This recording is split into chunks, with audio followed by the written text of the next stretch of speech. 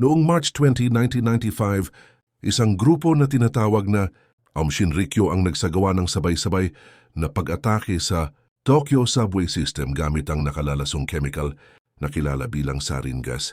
5 kasapi ng grupo ang sumakay sa iba't ibang linya ng subway. May dala silang mga lalagyang may chemical na nakabalot sa papel. Ginamit nila ang matutulis na bagay upang buksan ang lalagyan saka bumaba ng tren. Habang umaandar ang tren, kumalat ang chemical at nakaapekto sa maraming pasahero.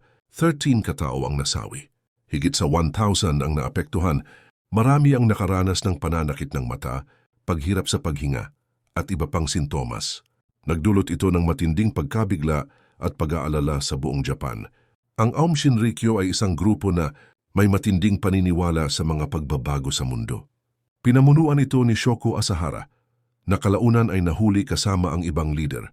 Ang mga responsable ay nahatulan alinsunod sa batas ng Japan.